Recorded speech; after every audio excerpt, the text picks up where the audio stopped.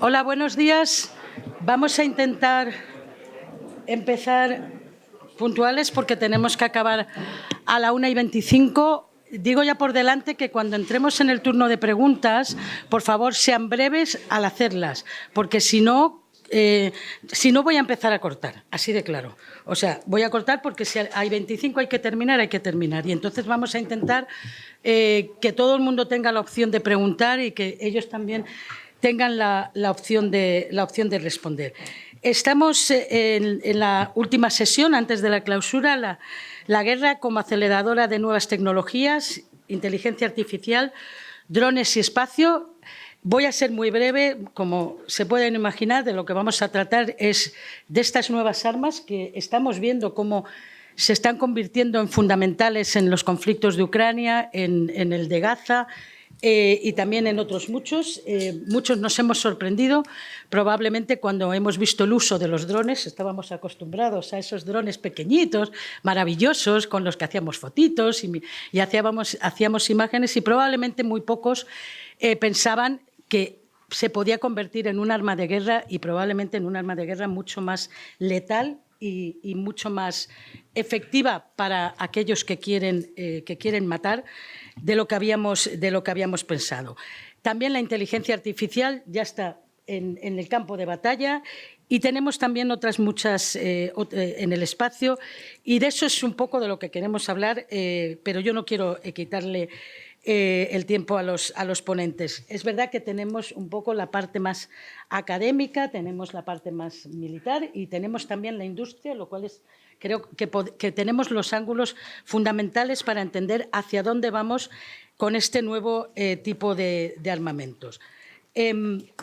Son 4 ponentes. Les voy a pedir una primera introducción a cada uno de ellos y que no se excedan demasiado en los 10 minutos, 8 o 10 minutos. Roser Martínez es directora de la Cátedra de Seguridad Humana y Derecho Global Manuel Balbé.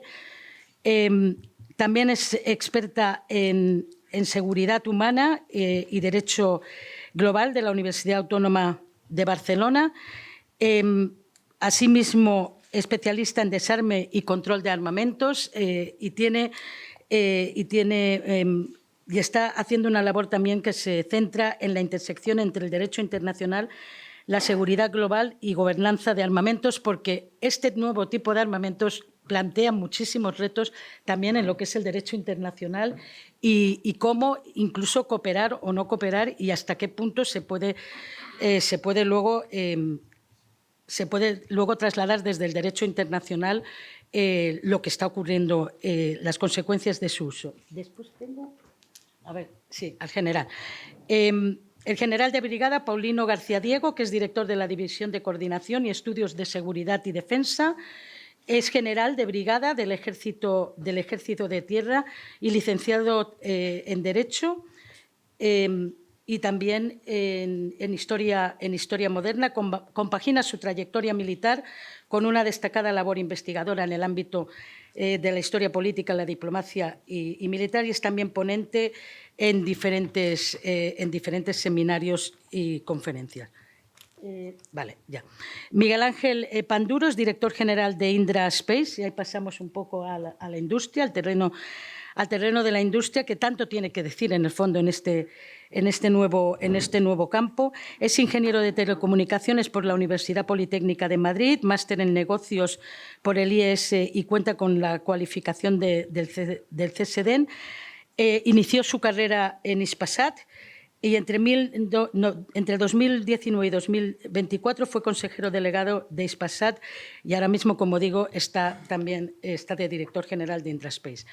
Luis Zapata es presidente de Colot Aerospace and Defense. Me gustaría que cuando hagas tu parte introductoria nos expliques un poco lo que es Colot Aerospace, porque igual que Indra nos suena, pero creo que además estás también no solo produciendo, sino también proponiendo proyectos nuevos, etcétera.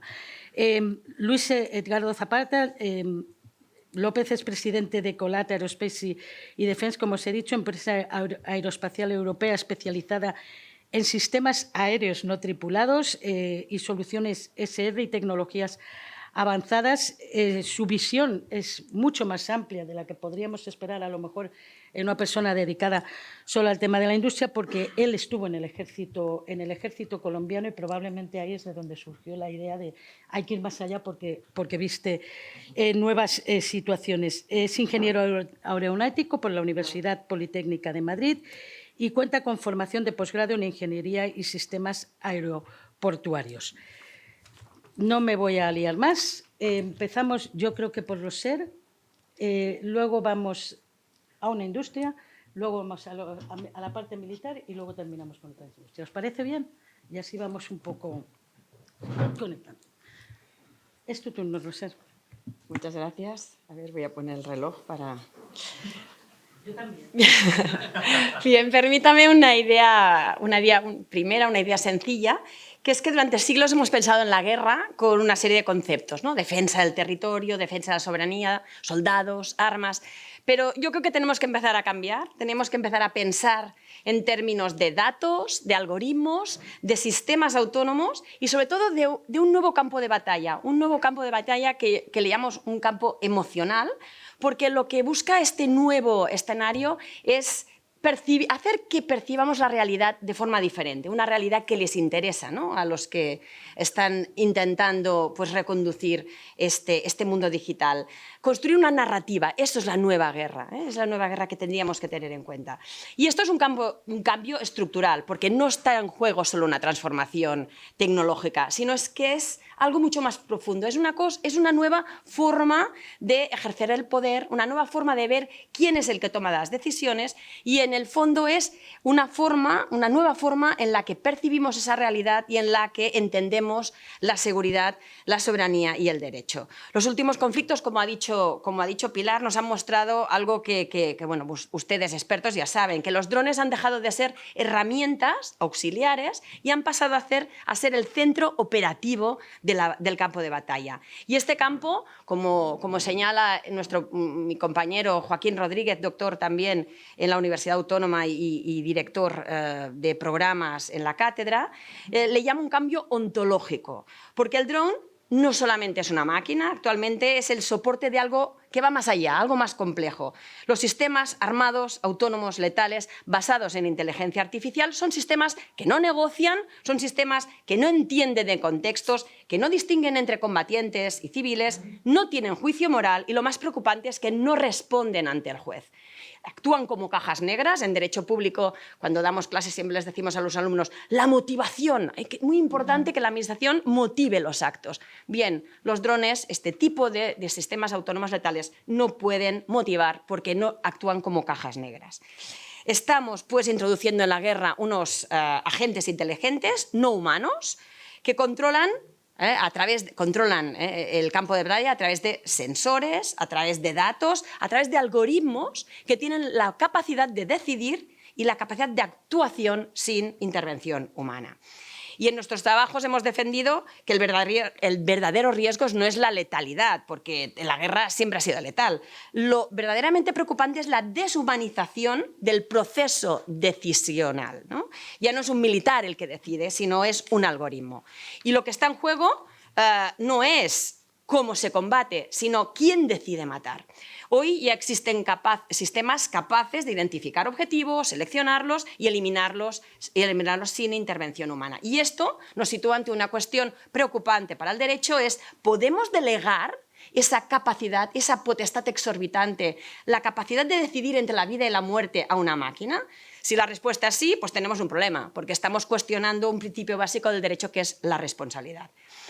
En este contexto, si queremos entender qué es lo que está ocurriendo, hay una idea que lo explica todo: el dato. El dato se ha convertido en el nuevo centro de gravedad, es el nuevo petróleo de la guerra, los drones, los algoritmos, la inteligencia artificial, todo depende, se mide en clave de los datos. Y aquí está algo revelador, que es que el poder ya no lo tienen solo los estados, sino que lo tienen quienes controlan los datos, quienes controlan los centros de procesamiento de esos datos y, lo más preocupante, el poder de quienes crean los códigos para que los estados, para que los ciudadanos podamos interpretar esos datos.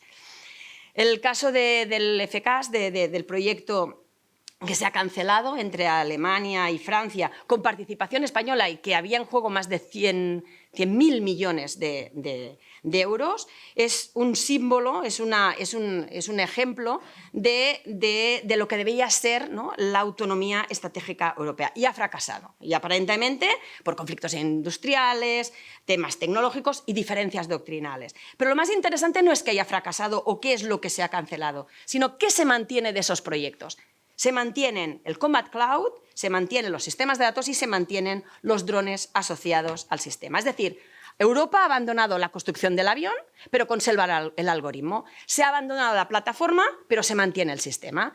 Y si me permiten una ironía, ¿no?, Europa llevaba años discutiendo en tema de defensa cómo construir el avión del futuro y resulta que el futuro, pues, ha prescindido del avión y ha apostado por los drones. ¿Qué significa el fracaso de este proyecto? Pues que no solamente es un fracaso industrial y lo que está evidenciando es algo mucho más profundo. Primero, la crisis del modelo clásico de defensa y, por otro lado, el desplazamiento del centro de gravedad. Antes era el avión, el tanque, el portaaviones, ahora son las redes, los datos, los códigos y los objetos con inteligencia artificial, los enjambres de drones. Pero si Europa no es capaz de ponerse de acuerdo en un proyecto común, es muy difícil que se pueda poner a discutir la gobernanza global de las armas autónomas. Hasta ahora hemos sido Europa el poder regulador, hemos sido el imperio del derecho, teníamos solvencia, teníamos reputación, pero estamos en un momento en que hay una degradación de las normas vinculantes sobre estos sistemas. Ya el Tratado del Carbón y del Acero no es lo importante es que creamos una industria de la guerra común. Es lo único, yo creo, que nos va a salvar de todo este sistema. ¿Cuál es nuestra preocupación? Que no existe una prohibición de sistemas autónomos letales, no existe un sistema claro de responsabilidad, no hay mecanismos efectivos de control. Y esto nos acerca a lo que algunos autores llaman el estado de excepción algorítmico, un espacio en el que las decisiones se automatizan, la responsabilidad se diluye y el derecho llega tarde. Los juristas llegamos tarde.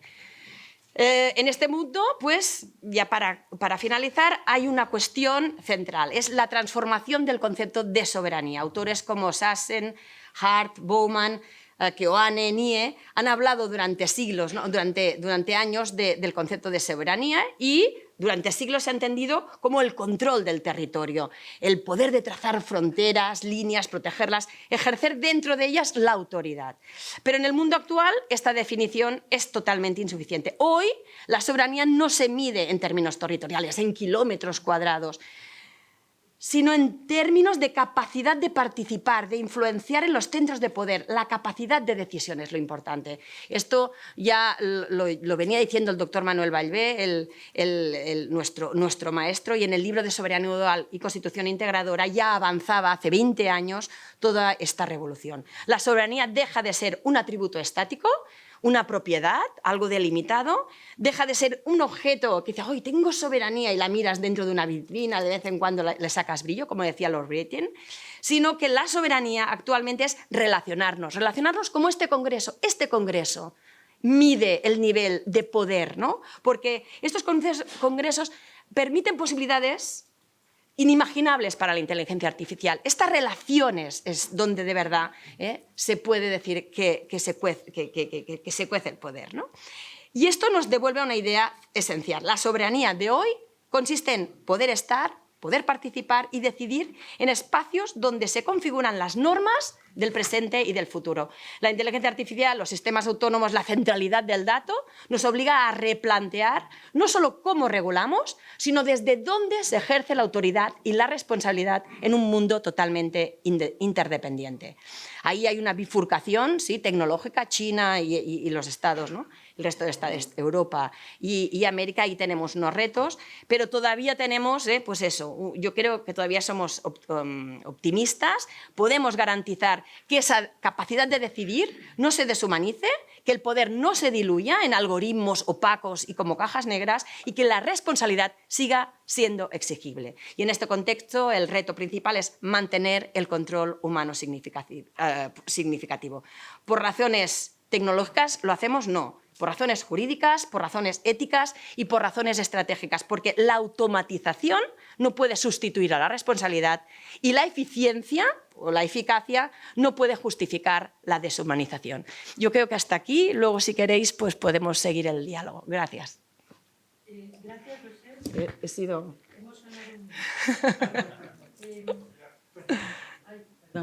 Gracias, Roser. Has puesto sobre la mesa un montón de cuestiones que ya tenía anotadas para que luego entrasen en el debate, desde la parte del derecho hasta el nuevo campo de batalla y lo que se nos avecina y el control o no control de la máquina por el ser humano, que creo que no solo se plantea cuando estamos hablando de la parte militar, sino cuando estamos hablando siempre con la inteligencia artificial, pero en esto tiene una especial importancia. Luis, vamos a continuar manteniéndonos.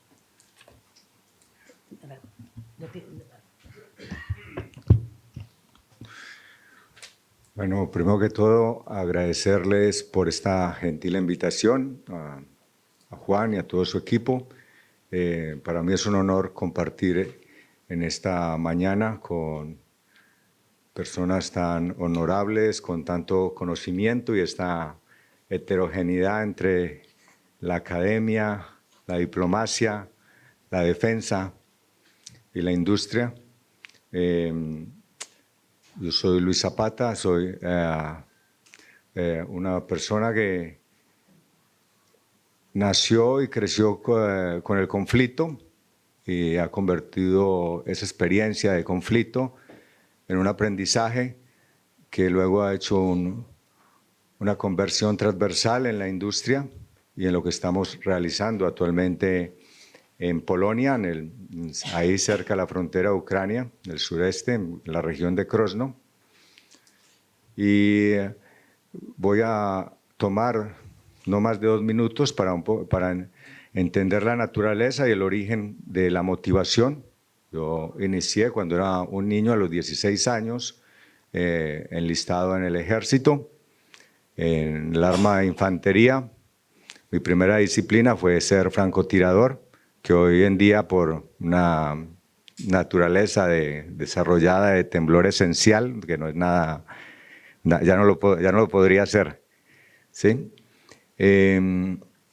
Allí, cuando estaba en estas misiones en la selva, todavía inexperto, pero pues era mi misión ser francotirador, podía pasar en la trinchera una semana.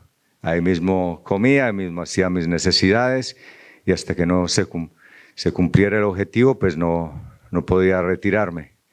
Esto pues me fortaleció algo que me faltaba, que era la paciencia y la resiliencia y la visión de lo inhóspito y la necesidad en la trinchera.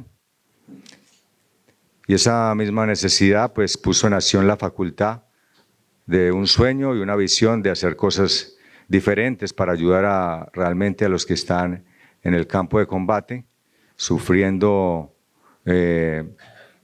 toda la problemática y hacer algo diferente. De ahí pues tuve la oportunidad de pasar de la infantería a la aviación del ejército, pero antes de eso a las fuerzas especiales, y en la aviación del ejército la oportunidad de profesionalizarme en la parte aeronáutica,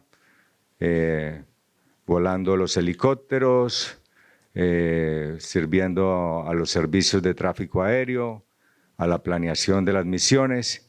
Y bueno, eso es un poco el background mío desde el punto de vista militar.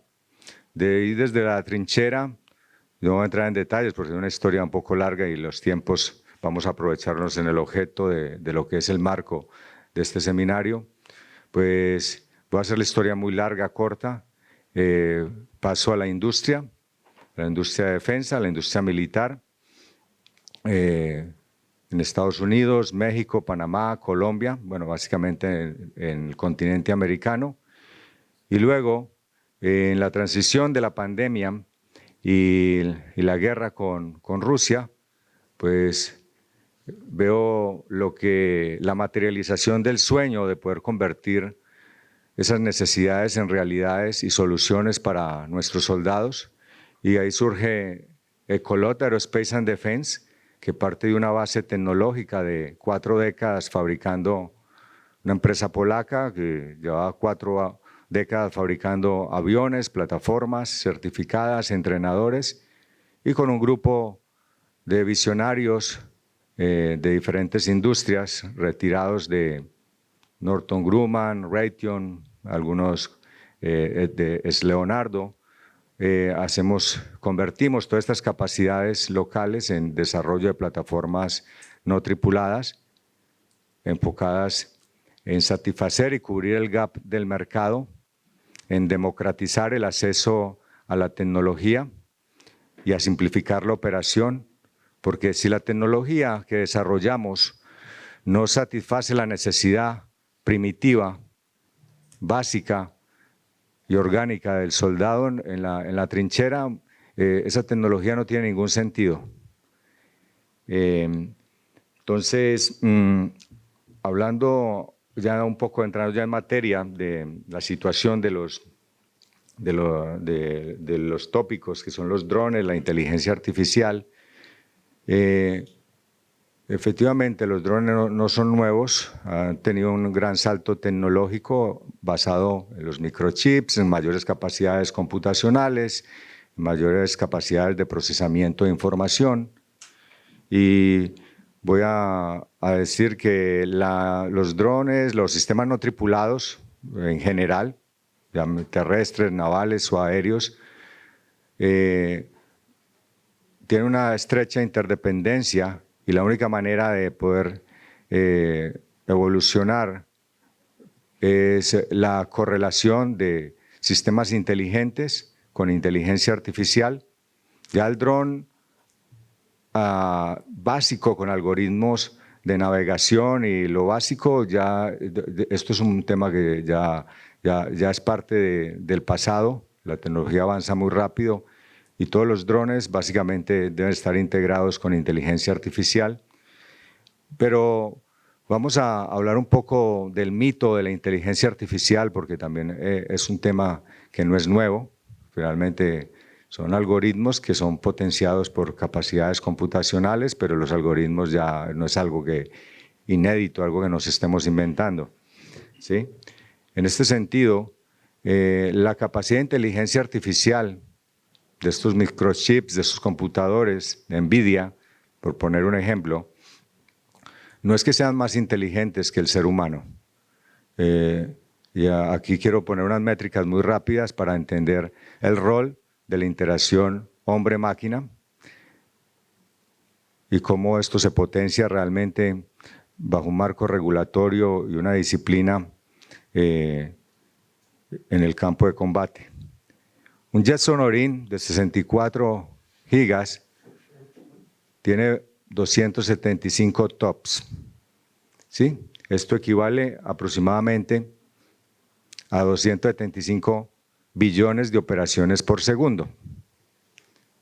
Llevando esto a una capacidad computacional en un minuto, estamos hablando aproximadamente de 16 trillones de operaciones por minuto, y esto puede estar a bordo en 1 kilogramo de peso como una carga útil centralizada con todos los sistemas de controles de vuelo, sistemas de comunicaciones y cargas útiles para acelerar muchos procesos y automatizaciones. Pero si vamos al ser humano, el ser humano tiene una capacidad de procesamiento mayor a un jet Sonorin. Básicamente, el ser humano puede procesar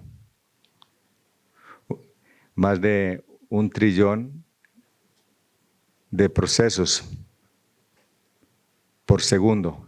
Es decir, una capacidad muy superior a la inteligencia artificial. Lo que pasa es que el modo de uso en cómo opera el cerebro es diferente a la inteligencia con la que se aplica la inteligencia artificial. Ese procesamiento del ser humano viene de una bondad esencial y bueno, yo creo que divina, los que creemos un poco más allá en la relación entre la tecnología, la ciencia y la religión, y es que el ser humano tiene discernimiento, tiene algo que no tienen las máquinas, es el libre albedrío, el amor, el temor, la felicidad, como mencionaba nuestra colega en la mesa. Y esta situación lleva a que esos procesamientos del ser humano se complementen con la capacidad de inteligencia artificial de la máquina. Es decir, si tú colocas un Jepson Orin de 1 kilogramo con la capacidad de procesamiento del ser humano, pues esa es la solución. La inteligencia artificial más el ser humano en el proceso. Y ni hablar del consumo. Si vas a un Jepson Orin, va a necesitar aproximadamente 60 watts para poder operar, pero el ser humano, su cerebro, para procesar esta capacidad solo utiliza 20 watts. Entonces, estas métricas es solo para compartir un poco de la naturaleza. Cuando hablamos, una de las preguntas es si la naturaleza, voy a cerrar muy pronto, si la naturaleza del conflicto ha sido transformada por los drones. Y yo quiero cerrar indicando que la naturaleza del conflicto va con la esencia del ser humano. No, la naturaleza del conflicto no cambia. Lo que se transforma es el carácter y la velocidad con la que se desarrolla el conflicto. En este sentido, los que imponen el orden internacional o el desorden internacional hoy en día simplemente siguen sus corrientes filosóficas copiadas, no es nada inédito, pero adaptadas a las capacidades tecnológicas actuales. Entonces, este es un poco del contexto. Y finalmente, respecto a la industria de drones, quiero cerrar en un minuto sobre una reflexión, pero espero que sea constructivo y no tomen esto de una manera equívoca, y es la comparación entre Rusia y Europa y la forma como se está adaptando la industria de los drones en Rusia y la forma como lo hace Europa. La velocidad y la adaptación es la principal diferencia. Tú a la amenaza no le puedes decir, eres certificado, cumples esos estándares. No, espera que no me puedes atacar porque no estás certificado, no cumples estos estándares, ¿sí? Pero tú para defenderte tienes muchas restricciones como industria para el uso de la tecnología, ¿sí? Y por último, el ecosistema. Rusia utiliza panaderías, utiliza toda la cadena industrial privada para la producción en masa y en serie de bajo costo, bajo un lineamiento estratégico del país. Ya las deducciones sobre cómo lo hace Europa, creo que ustedes lo saben mejor que yo, entonces quiero terminar aquí mi interlocución para dar espacio a los demás compañeros y agradecerles por este momento. Gracias. Muchas gracias, Luis. Creo que has puesto sobre la mesa también varios temas interesantes, como lo de democratizar el acceso a la tecnología, del que siempre hablamos, pero eso permite también que a lo mejor accedan grupos no controlados, y entonces entramos en el siguiente problema, al margen ya de la interacción entre el ser humano y la máquina. Me ha parecido súper interesante todo el debate sobre quién tiene más capacidad de procesamiento o menos. A mí eso me preocupa especialmente, si la máquina nos termina controlando porque es máquina o nos estamos dejando controlar porque somos más tontos de lo que creemos. Porque la puedes controlar perfectamente. O sea, si tú te pones a discutir con el chat, al final el chat termina cogiendo también muchas cosas, pero te termina conociendo, lo cual también es muy peligroso. El tema de la naturaleza del conflicto, que es un tema del que estamos hablando mucho, ¿cómo cambia o no cambia el uso de los drones? Pues quizá lo que cambia es más lo que has comentado, la rapidez y el carácter. Y la industria de los drones, yo creo que es el gran debate. una de las cosas que se escuchan es que probablemente es la industria en la que sí que podemos diferenciarnos bastante de Estados Unidos desde Europa si conseguimos unirnos y desarrollar mucho esta industria, que nos guste o no, probablemente va a ser, es ahora mismo presente. No sabemos si va a ser mucho futuro, porque con la velocidad con la que estamos avanzando, igual dentro de 4 días, los drones pasan a ser un armamento del pasado. A lo mejor nos lo puede clarificar el general, más desde el punto de la defensa y militar. General, tiene la palabra. Gracias, tengo aquí, sí. Pues nada, buenos días a todos y gracias por su atención. Realmente, como la moderadora ha leído un breve currículum, yo estoy más centrado en el pasado, con lo cual aquí no pintaría mucho, pero parte de ese pasado fue en unidades de artillería antiaérea, y es quizá por ese motivo por el que puedo hacer alguna observación que espero que sea de interés o que al menos suscite el debate, ¿no? Desde luego, los conflictos son aceleradores del desarrollo tecnológico en materia militar y subsidiariamente en materia civil, ¿no? Lo ha sido siempre. Las ciencias adelantan, que es una barbaridad, ¿no? Eso es un aforismo que realmente es cierto en época de guerra, y sin perjuicio de que una parte de esos desarrollos luego han tenido una aplicación civil, y no tenemos más que pensar en Internet, que aunque se desarrolló en tiempo de paz, probablemente procede de proyectos militares de la época de la Guerra Fría. Voy a ir muy rápido a los 3 elementos tecnológicos, o los 3 entornos tecnológicos que apuntan en esta sesión, ¿no? El espacio. Bueno, el espacio realmente es un dominio que se viene utilizando desde hace mucho en materia de defensa. Se utilizará cada vez más, y sí quería hacer una observación, y es el peso creciente de las empresas en todo este proceso. Yo creo que de estos 3 elementos, el uso de drones realmente... la evolución ha venido condicionada o impulsada desde el campo de batalla, y en el caso del espacio y la inteligencia artificial es el estado del arte del mundo civil, del mundo de la empresa, del mundo tecnológico, el que está modificando el campo de batalla, ¿no? En el caso del espacio estamos viendo cada vez elementos más fácilmente situables en órbita, sobre todo en órbitas bajas, de cada vez menos peso. Hemos pasado prácticamente de elementos de 300 kilos a 1 kilo, y estamos viendo también que hay una capacidad creciente de combate contra estos dispositivos que proporcionan vigilancia, proporcionan comunicaciones, proporcionan conectividad, ¿no? Hay amenazas en forma de ciberataques, pero también amenazas físicas en forma de misiles, que yo sepa, al menos Rusia, Estados Unidos, China y últimamente India tienen capacidad de lanzamiento de misiles para destruir satélites, ¿no? Para Europa es una inquietud, y Europa impulsó decididamente en su día, es un proyecto muy interesante, la autonomía en materia de posicionamiento global, para no tener que depender exclusivamente de Estados Unidos, con Galileo. Esta línea pues, ha sido seguida también por Rusia con el GLONASS y por China. Y hay otros muchos aspectos. El último pues, es el JEWEL, ¿no?, que habrán oído hablar, en el que, impulsado por Francia y Alemania, se pretende disponer de satélites con sensores electro-ópticos que puedan detectar misiles hipersónicos lanzados desde Rusia, ¿no? Es la única forma de poder tener un mínimo tiempo de anticipación. En definitiva, un espacio cada vez más saturado. Creo que hay unos 11.000 satélites ahora mismo en órbita. La mayor parte, quizá la mitad ya no funcionen, pero es un espacio bastante saturado, ¿no? Y, como digo, con un peso creciente de las empresas civiles, tanto para el desarrollo de los propios satélites como para los lanzamientos que además también han evolucionado, porque se utilizan cohetes con varios usos, hasta 12, 14, 15 usos, ¿no? Y hay bastantes países que, situados en las zonas del Ecuador, que son las más adecuadas para los lanzamientos, están potenciando pues, el establecimiento de estaciones de lanzamiento, ¿no?, en Iberoamérica, en Asia, etc. Pasando a la inteligencia artificial. Bueno, yo simplemente quería matizar pues, que quizás habría que distinguir entre automatización de procesos e inteligencia artificial. Yo la verdad que soy un poco...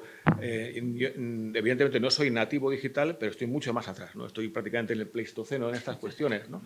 Pero sí quería mencionar que la automatización de procesos se viene utilizando desde siempre, ¿no? Realmente lo que hacemos es...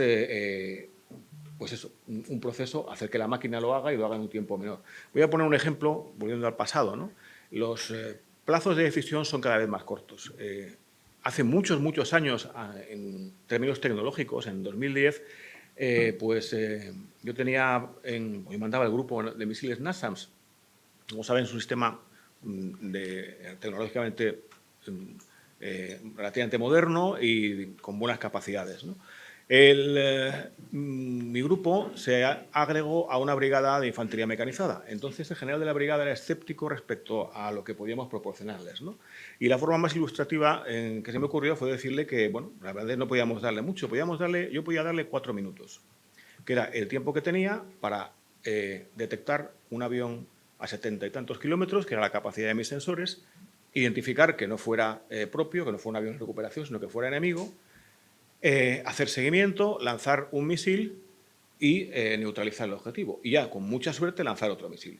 En esos 4 minutos, pues el general podía fiarse de nuestras habilidades o irse al puesto de mando alternativo 5 kilómetros atrás o quedarse, ponerse el casco y buscar la imagen de San Pancracio, que siempre es muy socorrida en estos casos, ¿no? Entonces, esos tiempos, que eran de 4 minutos entonces, se han acortado hasta plazos pues, casi infinitesimales, ¿no? Cuando hablamos, por ejemplo, de un misil hipersónico. Es realmente un debate muy interesante en qué momento debe establecerse la regulación, ¿no? Quizás, y desde luego la profesora sabe infinitamente más que yo del asunto, cuando haya riesgo para personal civil, ¿no? Es decir, no es lo mismo que ya automatice ese proceso que decía de un sensor electro-óptico que detecta un misil hipersónico lanzado desde Kaliningrado y que va a automáticamente situar un lanzador de misiles y lanzar un misil. El riesgo de que derribe un avión comercial es bajo, pero bueno, siempre existe, ¿no? Y voy a poner un ejemplo que no sé hasta qué punto es cierto, ¿no? Es decir, la inteligencia artificial se equivoca, pero también los operadores. El famoso bombardeo y trágico de la escuela iraní durante el ataque de Estados Unidos a Irán, en algún sitio he leído que realmente, como tantos objetivos, fue seleccionado por inteligencia artificial. Un operador podía haberse confundido igual. Y simplemente porque la base de datos era de que en algún tiempo, en aquellas acciones, había habido dependencias de la Guardia Revolucionaria. No es el caso, es decir, 5 o 10 años atrás, ¿no? Pero, en fin, la inteligencia artificial realmente es un elemento de uso creciente, pero de uso también controvertido, ¿no? Yo creo que Anthropic, que es una de las empresas líderes en esta materia, realmente estaba teniendo reticencias porque los sistemas que tienen capacidad de autocorrección, estaban llegando a un punto en el que no siempre obedecían a los operadores y no siempre obedecían a las órdenes de autoapagado. Ahí, yo lo resumiría, quizá teníamos que recuperar las leyes de la robótica de Asimov, ¿no? Son del año 40 y tantos, son realmente no han cambiado para mí, son perfectas para el uso de estos sistemas, pero creo que lamentablemente la inteligencia artificial tendrá un uso creciente en defensa y hay que deslindar claramente sus límites de automatización de procesos y de autonomía completa, ¿no? Y ya por último, los drones.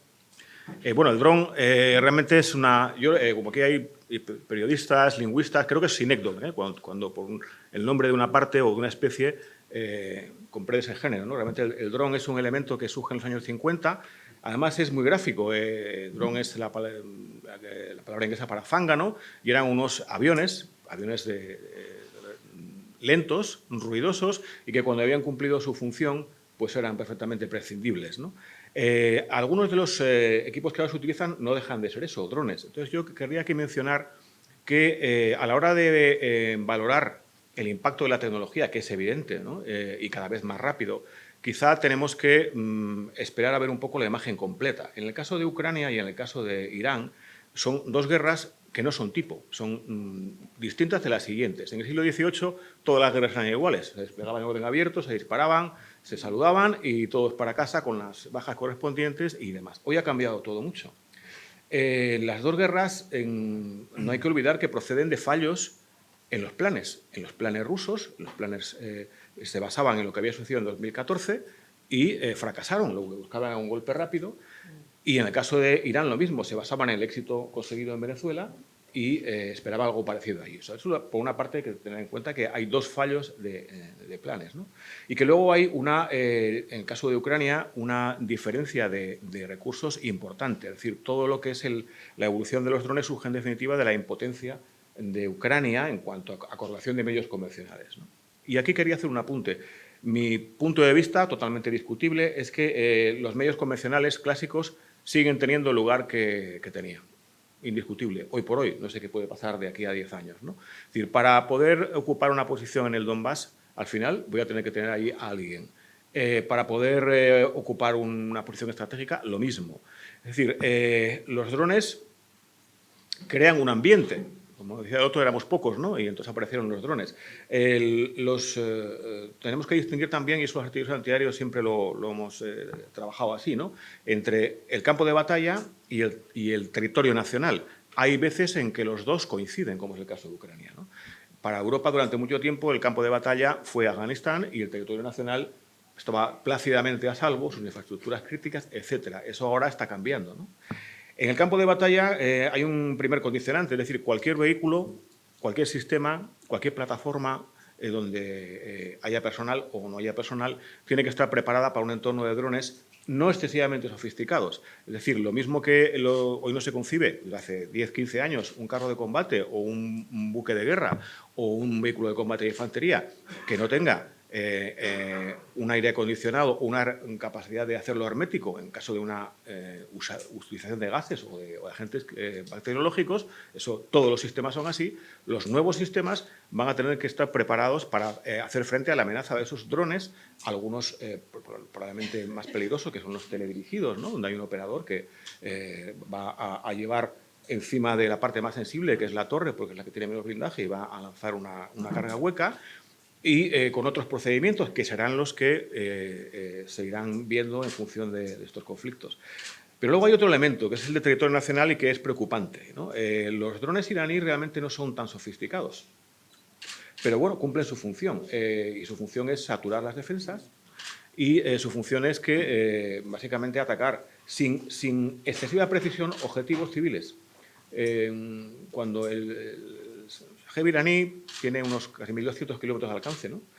Realmente es una bomba tonta, son 50 kilos de explosivo, pero con posibilidad de autoguiado con un giróscopo y demás. Su precisión no es muy alta, pero es la suficiente para golpear una refinería. Ahora, en la refinería no sabemos si va a caer en la guardería donde están los trabajadores o en no sé, en las oficinas. Lo mismo que una ciudad. Es decir, que ahí entramos ya también entonando con el relato, ¿no? Cuando arde la catedral de Kiev, probablemente cuando se lanzó el dron, los 600 drones, no se pretendía impactar en la catedral de Kiev, se pretendía impactar en Kiev, donde cayeran. El objetivo se conseguía, ¿no? Bueno, esto es un reto para la defensa. Ucrania ha desarrollado un sistema muy efectivo, yo creo que hay muchas empresas que están también con ello. En el caso europeo, pues creo que lo importante es la coordinación, ¿no? Y nada, voy a terminar en ese aspecto de la coordinación con un comentario que hace tiempo me hacía un diplomático japonés, ¿no? Cuando le preguntaba entre Japón y China, me decía, la tecnología, me decía, Japón, hace 40 años, por cada ingeniero japonés había 50 labradores chinos. Dice, ahora, por cada ingeniero japonés, hay 10 ingenieros igual de cualificados chinos. Bueno, en Europa tenemos, por cada 10 ingenieros rusos, 30. Hay que garantizar que los 30 ingenieros europeos no estén cada uno por separado buscando lo mismo, mientras que los 10 rusos tienen un objetivo concurrente, ¿no? Y bueno, con eso finalizo esta intervención. Muchas gracias, general. Han entrado dos elementos nuevos, aparte de profundizar en lo que ya veníamos profundizando, que son amenazas híbridas, donde también juega un papel importante muchos de la inteligencia artificial, los drones, etcétera, y también el espacio. La próxima batalla del espacio, que ya está en realidad ahí, y si no, que se lo pregunten a Elon Musk, que está muy pendiente de todo ello. Vamos ya al último ponente, Miguel Ángel Panduro, y volvemos a la industria. ¿En qué situación estamos en España, en este campo y en Europa? Me preocupa casi más a nivel europeo, no solo español, porque no entiendo España sin Europa. Bueno, buenos días y muchas gracias a la Asociación de Periodistas Europeos. Soy muy repetidor, ya no sabría decir si llevo viniendo aquí 20 años, quizá porque soy un clásico de esto y quizá también porque me llama la tierra, porque yo soy castellano-manchego. de un pequeño pueblo de Toledo que ha tenido una vida más confortable que mi compañero de mesa, Luis, porque salí de casa con 12 años, pero desde luego no a una trinchera, ¿no? Como decía, es un placer volver a la tierra. Bueno, cuando miraba digamos, la sesión de hoy, la guerra aceleradora de nuevas tecnologías, y siendo ya el cuarto que habla, muchas de las ideas fuerzas que tenía en la cabeza pues ya aquí se han manifestado. Que la historia demuestra que la guerra es una de las mayores aceleradoras, es una realidad. Solo hay que ver lo que se hizo ya en la Segunda Guerra Mundial, de dónde vienen los radares, la propia energía nuclear, las propias computadoras fueron, o ya entonces, cierta parte de la ciber viene de entonces. Y lo que siempre decimos, la gente que hemos trabajado en el ámbito esto de la defensa y el espacio, es cómo luego eso se acaba trasladando al mundo civil y ese potencial dual, ¿no? En realidad, yo soy de los que piensa que la guerra no crea la tecnología, pero es evidente que la acelera, su desarrollo, acelera su financiación y acelera la adopción de esas tecnologías. Por una simple razón, por la necesidad, por la urgencia, porque se ponen mayores presupuestos, porque nos va la vida en ello. No hay restricciones. Y aquí se ponía el famoso tema de la regulación. Nos olvidamos cuando tenemos una guerra de la regulación. No hace falta tenerlo certificado porque yo recuerdo las lecciones aprendidas en el COVID que para, por ejemplo, en el ámbito sanitario, poder utilizar un respirador, había un proceso de certificación que te podía llevar en el entorno europeo entre 3 y 6 meses. En aquella época eso se redujo a 2 días, lo cual demuestra que la urgencia hace olvidarnos de la regulación. Y además, cuando se fijan objetivos muy concretos, son cuando la apuesta gana. Y la evidencia es el cambio sustancial que se ha producido, por ejemplo, en un país como Ucrania. Un país como Ucrania era un país que dependía exteriormente de la ayuda desde el punto de vista de la defensa. Hoy todo su ecosistema ha cambiado.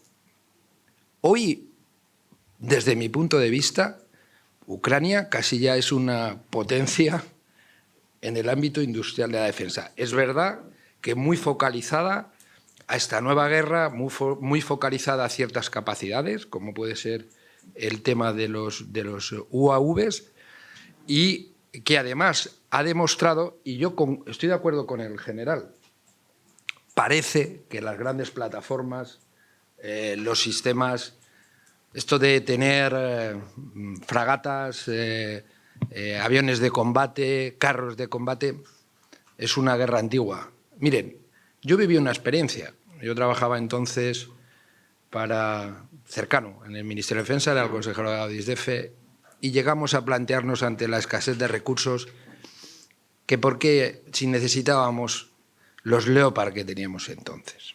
Porque había otras prioridades. Y nos llegamos a plantear venderlos en algún país de Middle East. Nos lo llegamos a plantear para obtener recursos e invertirlos en otras capacidades. ¿Por qué? Porque no pensábamos que nunca iban a haber divisiones atravesando otra vez Europa. Y hete aquí que 20 años después, por lo tanto, yo admiro a la gente de las Fuerzas Armadas que se dedica a hacer prospectiva y previsiones, porque es realmente muy, muy difícil. Creo que es muy importante, desde el ámbito de la defensa, seguir teniendo grandes sistemas y grandes plataformas, lo cual no quita que es verdad que a veces, con ciertos elementos de 500 o 1.000 dólares, seamos capaces de amenazar pues grandes plataformas como de hecho se están demostrando. Yo creo que una decía que Ucrania, desde mi punto de vista, se está convirtiendo en una potencia europea de la industria de defensa y además su ejército también en un ejército muy potente europeo, porque no hay nada como estar en el campo de batalla. Pero desde el punto de vista industrial también hay que aprender unas lecciones que se han desarrollado allí. Ahí hay un nuevo ecosistema donde vemos a las empresas y a startups trabajando en el frente. Donde comentábamos antes de los ingenieros que se han convertido prácticamente en personal militar dedicados a dar asistencia también en el campo de combate.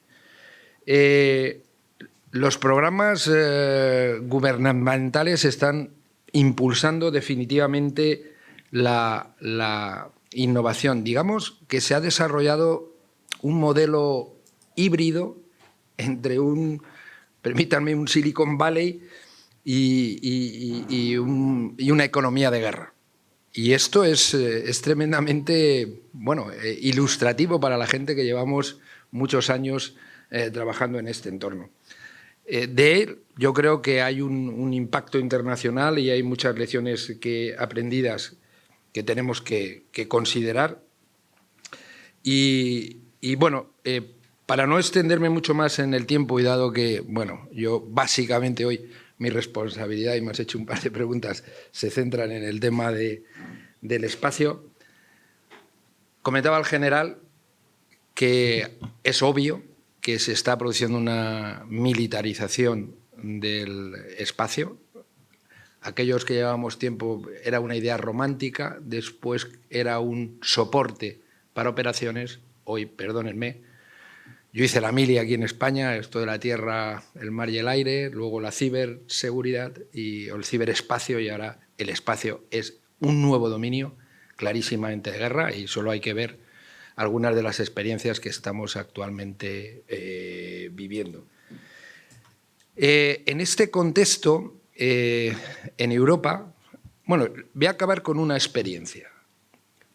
Hace 5 años, Europa lanzó un programa que se llamaba Iris Square.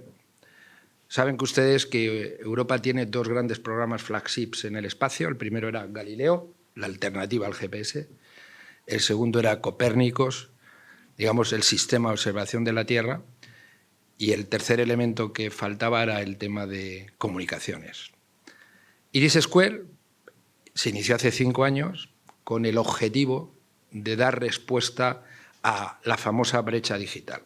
Cubrir, dar soporte a aquella población, a aquella industria que vivía en el entorno rural. Digamos, no había derecho que aquellos que vivían en las ciudades tuvieran acceso a recursos y la gente que vivía en el entorno rural no, y por lo tanto había que promocionar esto.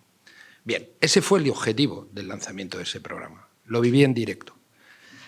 Hoy, el programa Iris Square es un programa militar. De hecho, la primera Layer, los primeros satélites que se van a poner en marcha con el objetivo de 2030, es puramente militar. ¿Y por qué se ha producido esto? Pues básicamente por otras de las lecciones aprendidas de la guerra que tenemos al lado. O sea, saben ustedes que en pleno ataque a la guerrilla, a la flotilla de submarinos rusa en Crimea, entonces utilizando Starlink, alguien decidió, el dueño decidió que su sistema no estaba destinado o para dar servicio a la guerra. Es evidente que 2 semanas después, bajo un contrato con el Departamento de Defensa americano, ya sí estaba preparada la guerra, y es evidente también que se está utilizando en ese entorno. Yo creo que eso ayudó muchísimo a que Europa abriera sus ojos y reconvirtiera el programa Iris Square, porque Iris Square no pretende competir con Starlink. Muy lejos de eso. Lo que pretende Iris Square es que los europeos tengamos nuestra autonomía, seamos los dueños a la hora de tener esta capacidad. Decidamos por nosotros mismos, ¿no?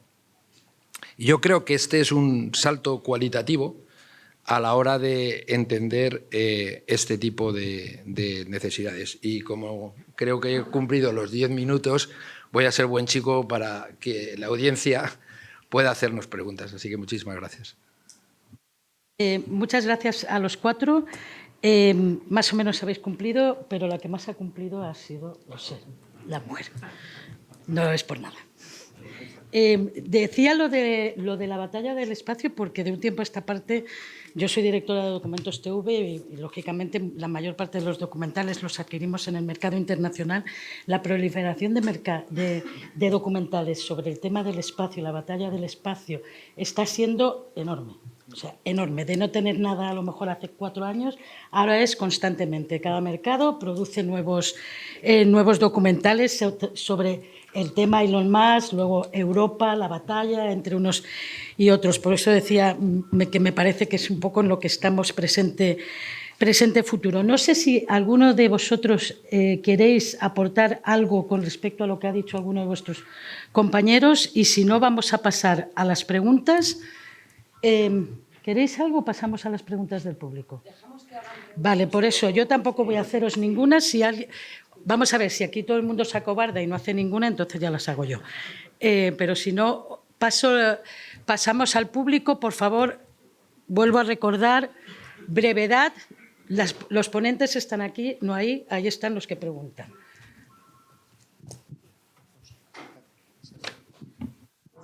Una pregunta al caballero señor Zapata, al hermano colombiano.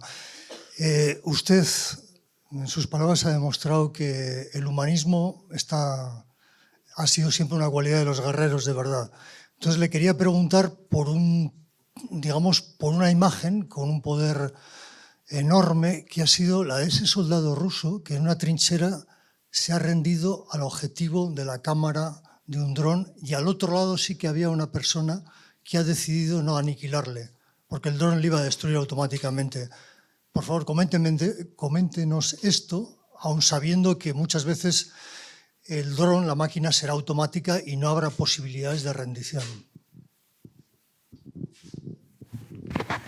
Bueno, muchas gracias. Una pregunta bien interesante.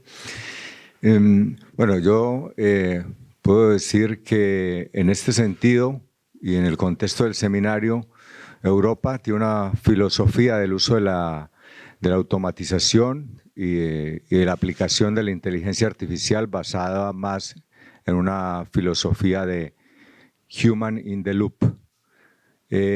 Mientras que el enemigo, pues que no tiene ninguna limitación de derecho internacional ni éticas, pues está más basado, y de hecho el programa 2030 de Rusia es 100% basado en Human Out of the Loop, es decir, 100% en la automatización de la decisión. Entonces, el ámbito de aplicación de esta tecnología para apretar el gatillo final va a depender mucho de esta naturaleza del ser humano, de cómo quiere aplicar esta tecnología. Entonces, pero esto es una gran asimetría que tiene Europa respecto a Rusia y a otros enemigos, y es que hay que plantearse cómo esa brecha entre el heal y el hall es un reto, y eso es lo que tanto la industria como el marco regulatorio y la defensa deben plantearse en cómo combatir esa asimetría. Roser, te quería preguntar, porque lo ha puesto sobre la mesa y me parece que es un tema interesante también con esa pregunta. ¿Hay posibilidades o hay ya debate internacional sobre un tratado con estas nuevas armas? ¿O eso es imposible? Porque lo acaba de decir Luis, nosotros podemos tener muy claro el límite, los límites morales, los límites éticos, hasta dónde podemos llegar, pero justamente el enemigo, es decir, todos los estados autoritarios y autocráticos no tienen ese límite de derechos humanos que tenemos nosotros. ¿Es un debate imprescindible, pero posible? Es posible el debate, lo que no sé si es posible la solución, ¿no? Pero Debatir sí que estamos debatiendo desde hace casi 10 años.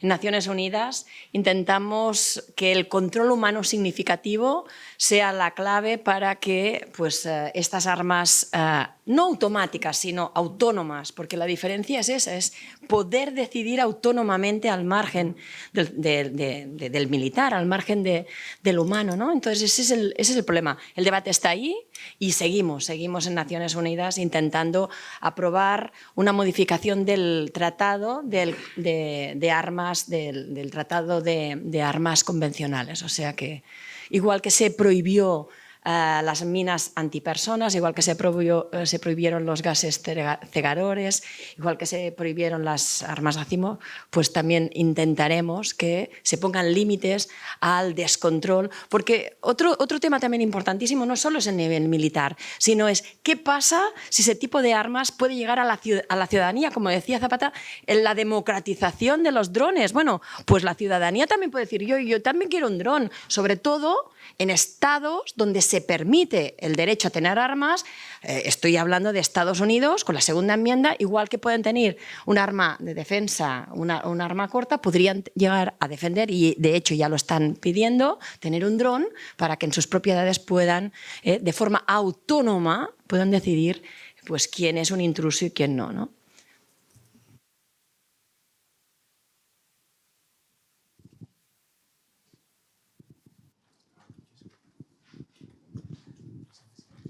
Buenas tardes. Mi nombre es José Manuel Pena y soy una persona jubilada, pero con mucho interés en ver por dónde va la guerra. A mí me van a perdonar, pero mi experiencia de años empieza con las regulaciones. Guerra de las Malvinas. ¿Qué había entonces para comunicaciones? Inmarsat. ¿Qué fijaba la regulación? Inmarsat es para emergencias y comunicaciones de vehículos navales civiles.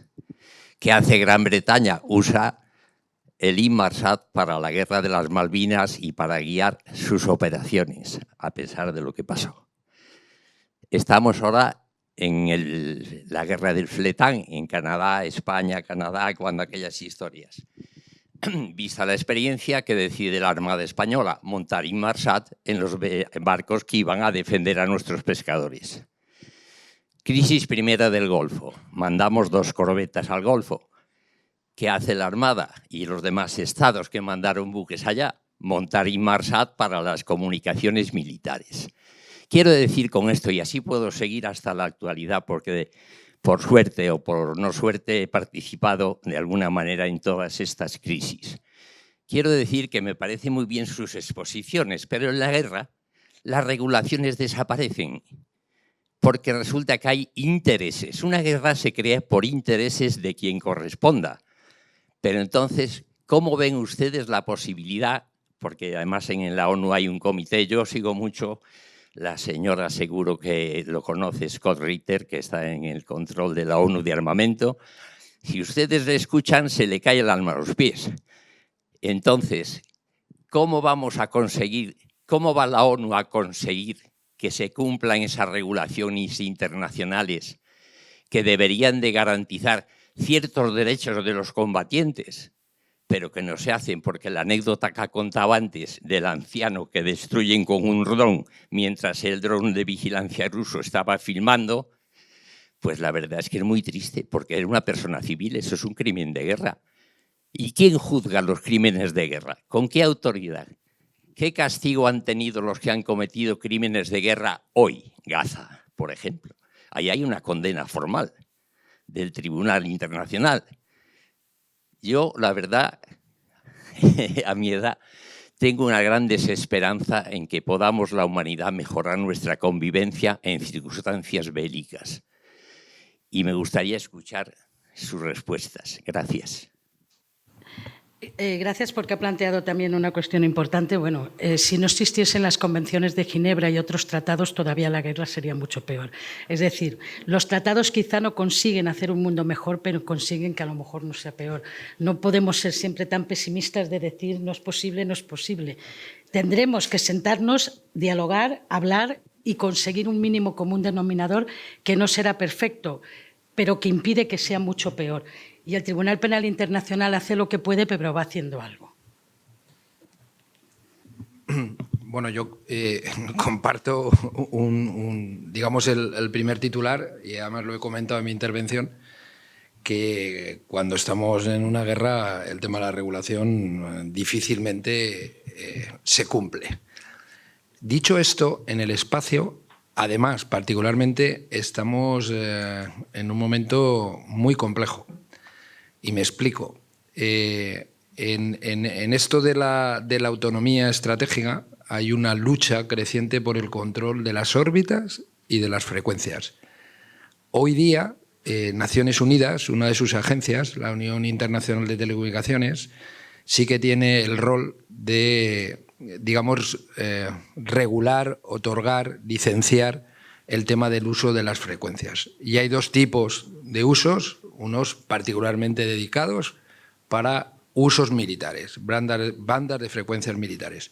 Aprovecho además para decirle que España hoy, podemos decir con orgullo, que tiene el satélite militar más moderno de toda Europa, que se llama SpainSat NG, situado en 29 grados oeste. En caso de desarrollo de otra misión allí, le digo yo que no sé si utilizan otras capacidades, pero las de NG y la OTAN también, seguro. Cuestión al margen, sí que creo que el espacio posiblemente esté como estaba la regulación en el mar en el siglo XIII o XIV. Es decir, había corsarios, había piratas, estamos hablando de 11.000 satélites de diferentes tamaños y el tema de la sostenibilidad y el tema de la regulación ahí queda muchísimo por hacer. Es uno de los asuntos que yo creo que todos tenemos que poner foco y preocuparnos en los próximos años, porque si no, la humanidad va a tener un problema. Lea si quiere por ahí, hay un tema, un investigador de NASA hizo que se llama Kessler, el síndrome de Kessler, ya en el año 57, que nos puede llevar a algún tipo de conflicto. Roser, ¿quieres añadir algo? Bueno, yo creo que lo hemos dicho, ¿no? Un mundo sin derecho, pues es un mundo inseguro, ¿eh? Y por tanto, ni que sea esa mínima regulación es necesaria y sobre todo para que haya una responsabilidad de humanos detrás, porque si lo que hay es máquinas autónomas, pues no, tampoco serviría de nada, ¿no? Pero yo creo que tenemos que estar orgullosos de este imperio del derecho que hemos creado en Europa y seguir siendo optimistas.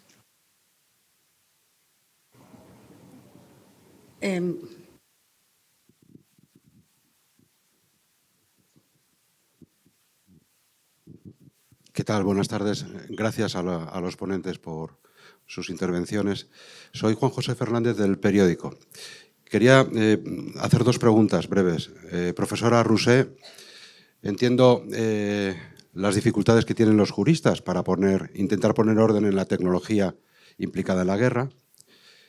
Y si bien es verdad que los drones han tenido en Ucrania un papel claramente relacionado con la aniquilación del enemigo, también es cierto que, según el relato ucraniano, se dan cuenta de que una buena parte de sus bajas se producen cuando un soldado tiene que abandonar la primera línea del frente hacia la retaguardia para buscar, por ejemplo, suministros, un 70% de bajas. Y, por lo tanto, los drones han ayudado mucho a reducir las bajas en ese campo. Es verdad también que han disparado las bajas del contrario al tiempo, que salvaban vidas en el campo ucraniano y al revés, ¿no? Pero la pregunta es, quería saber dónde se está haciendo un esfuerzo teórico y dónde se está haciendo un esfuerzo de carácter legislativo o no sé si primario legislativo para determinar qué es y qué no es crimen de guerra en el uso de las nuevas tecnologías, los drones y la inteligencia artificial.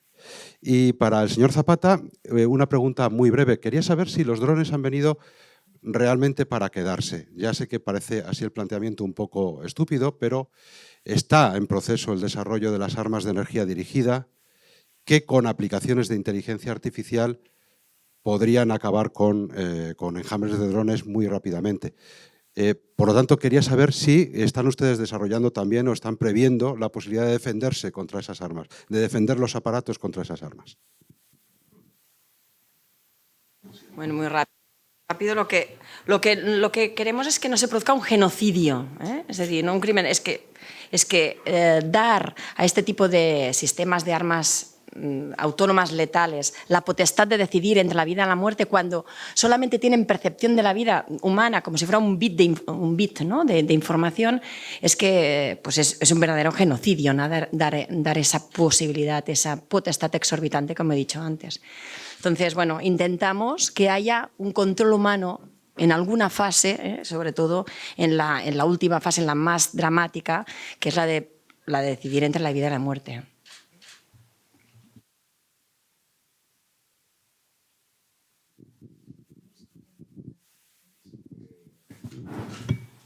No, me gustaría pues responder la pregunta en relación a básicamente a cuál es el futuro de los drones y cuál es el pensamiento de la industria para sobrevivir en esta evolución a todas las contramedidas.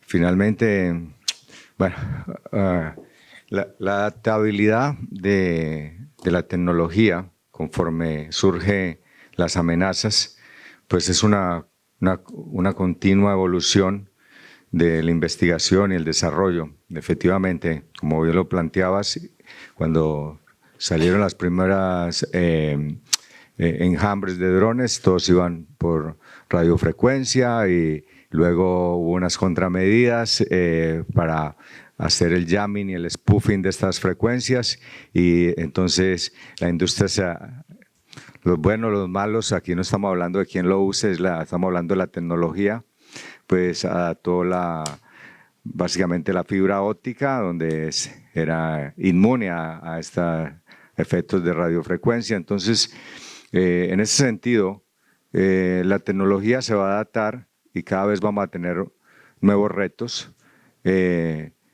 entre el dron y el dron contra dron. Y esto es algo que hace parte de los programas de investigación y desarrollo y que actualmente estamos ejecutando en Polonia con las universidades, con los institutos militares, acá en España, en Burgos, en convenio con la Universidad de Burgos, que ya Ecolot a partir de este mes pues hace parte del ecosistema español implantado en Burgos. Entonces creo que para responder la pregunta es siempre va a haber una continua adaptación de la tecnología a los retos de las amenazas y a las contramedidas requeridas. Si me permite, siguiendo la línea del señor Zapata, yo creo que los drones no es que hayan venido, es que ya estaban. Están y seguirán estando. Teníamos un escenario, sobre todo los que nos ocupamos de la defensa antiaérea, de drones de altas prestaciones, que ahí siguen. Es decir, estaban, siguen y continuarán. Un Reaper tiene las prestaciones similares a las de un cazabombardero. Tiene un equipo de contramedidas electrónicas, puede lanzar chaff, puede lanzar todo lo mismo lo que lanza un cazabombardero, con lo cual tiene una capacidad de supervivencia similar. Si bajamos a los niveles inferiores, efectivamente, las armas de energía dirigida y toda una amplia panoplia pueden destruir enjambres de drones. Pero bueno, cuando hablamos de 500 000 de kilómetros cuadrados, en muchas infraestructuras vitales no hay capacidad física. En artillería antiaérea siempre decimos que se parte del axioma de que no tenemos suficientes medios.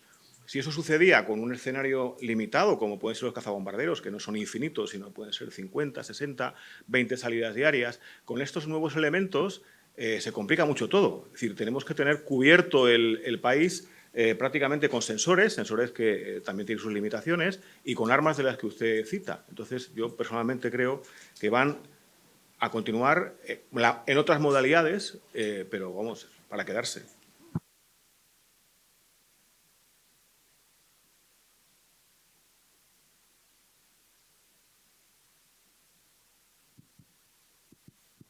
Sí, sí.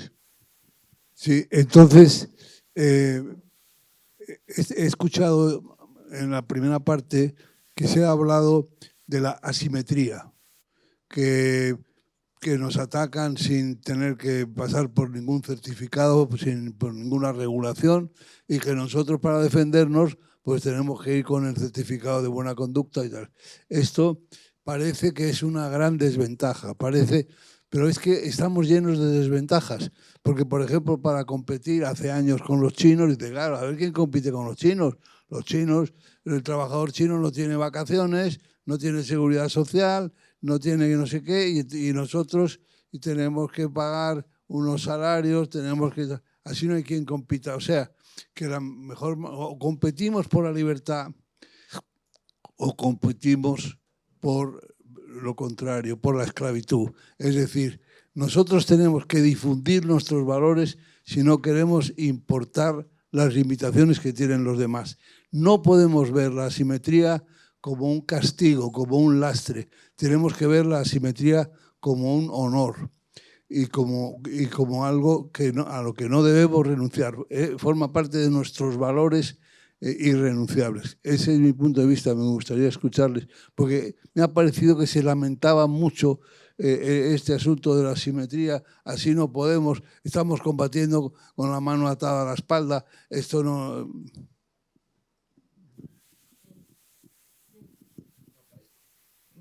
No, parece que Miguel Ángel me miraba a mí.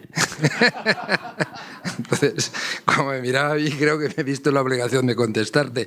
No, yo creo que si esa es tu impresión, evidentemente me he expresado mal, porque lo único es que confirmaba un hecho. El hecho es que cuando uno está en guerra, la regulación pasa a segundo plano. Es evidente, ese es el hecho. Que Europa...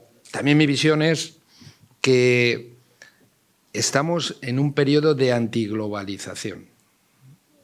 La industria, desde el punto de vista industrial, lo que tiene que hacer, desde mi punto de vista en España, es ser competitiva a nivel europeo. ¿Por qué? Porque la clave de Europa es tener su propia autonomía en el desarrollo de sus propias capacidades. Nos queda mucho camino. Hoy es imposible. Tendremos que seguir utilizando capacidades de los aliados, porque tampoco puedes parar de defenderte. Pero la visión, desde el punto de vista industrial, tiene que ir en el camino de que aquellos componentes críticos de desarrollo los tenemos que elaborar aquí. Y ese va a ser el ámbito de juego de la competencia. Y uno de los grandes problemas que tenemos en Europa y en España es la excesiva fragmentación. Esa es mi visión, pero estoy absolutamente de acuerdo que el sello Europa de defensa de unos valores es absolutamente irrenunciable y más en este momento.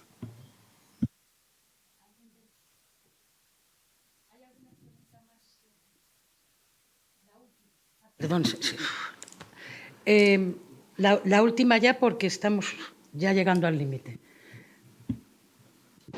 De todas formas, dejadme... Miguel Ángel. Ese apoyo por parte de la clase política europea para conseguir ir a la misión de conseguir la autonomía estratégica, es que si no lo pregunto reviento.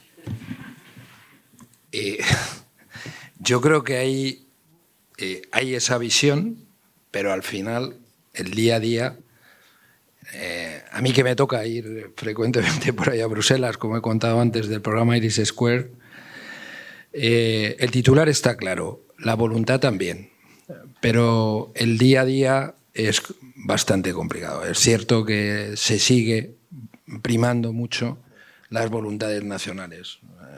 Nosotros somos el cuarto país de Europa en este escenario.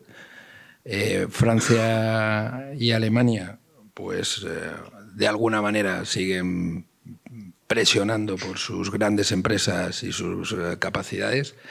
Y lo que tenemos que hacer el resto es defendiéndonos. Y además yo creo que España en ese contexto sí que lo tiene bastante claro. Es europeísta, pero también ponemos encima de la mesa nuestras capacidades. Cuesta, pero es el camino. No hay otra.